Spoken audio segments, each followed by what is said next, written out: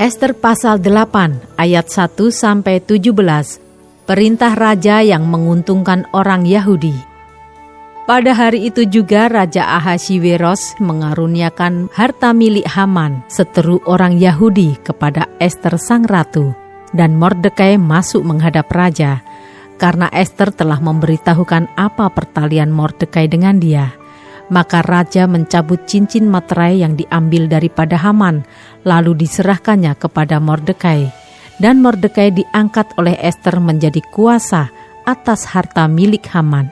Kemudian Ester berkata lagi kepada raja sambil sujud pada kakinya dan menangis memohon karunia-Nya, supaya dibatalkannya maksud jahat Haman, orang Agag itu, serta rancangan yang sudah dibuatnya terhadap orang Yahudi.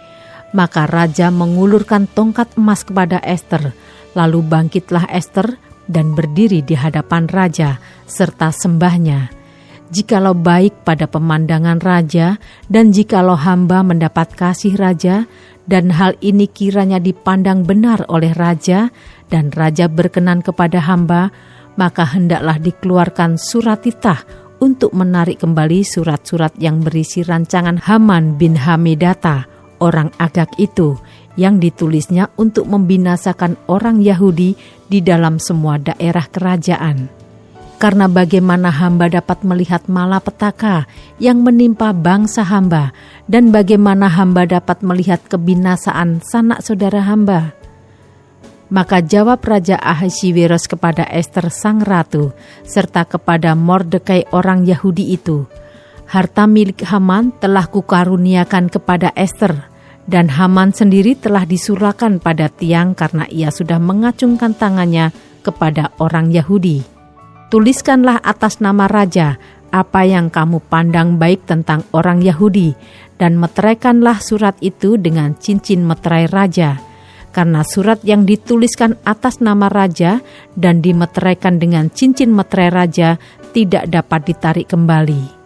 Pada waktu itu juga dipanggillah para panitera raja dalam bulan yang ketiga, yakni bulan Siwan, pada tanggal 23. Dan sesuai dengan segala yang diperintahkan Mordekai, ditulislah surat kepada orang Yahudi dan kepada para wakil pemerintah, para bupati, dan para pembesar daerah dari India sampai ke Ethiopia, 127 daerah, kepada tiap-tiap daerah menurut tulisannya dan kepada tiap-tiap bangsa menurut bahasanya, dan juga kepada orang Yahudi menurut tulisan dan bahasanya. Maka ditulislah pesan atas nama Raja Ahasiweros dan dimeterai dengan cincin meterai raja. Lalu dengan perantaraan pesuruh-pesuruh cepat yang berkuda, yang mengendarai kuda kerajaan yang tangkas, yang diternakkan di pekudaan, dikirimkanlah surat-surat, yang isinya, Raja mengizinkan orang Yahudi di tiap-tiap kota untuk berkumpul dan mempertahankan nyawanya serta memunahkan, membunuh atau membinasakan segala tentara, bahkan anak-anak dan perempuan-perempuan dari bangsa dan daerah yang hendak menyerang mereka, dan untuk merampas harta miliknya. Pada hari yang sama, di segala daerah Raja Ahasiweros, pada tanggal 13 bulan yang ke-12, yakni bulan Adar. Salinan pesan tertulis itu harus diundangkan di tiap-tiap daerah, lalu diumumkan kepada segala bangsa, dan orang Yahudi harus bersiap-siap untuk hari itu akan melakukan pembalasan kepada musuhnya. Maka dengan terburu-buru dan tergesa-gesa, berangkatlah pesuruh-pesuruh cepat yang mengendarai kuda kerajaan yang tangkas itu, atas titah raja, dan undang-undang itu dikeluarkan di dalam benteng Susan.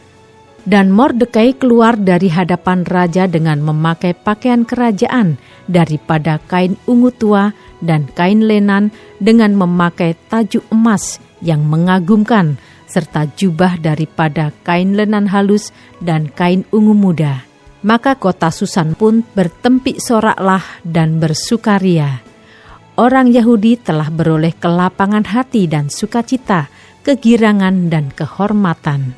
Demikian juga di tiap-tiap daerah dan di tiap-tiap kota, di tempat manapun titah dan undang-undang raja telah sampai, ada sukacita dan kegirangan di antara orang Yahudi, dan perjamuan serta hari gembira, dan lagi banyak dari antara rakyat negeri itu masuk Yahudi, karena mereka ditimpa ketakutan kepada orang Yahudi.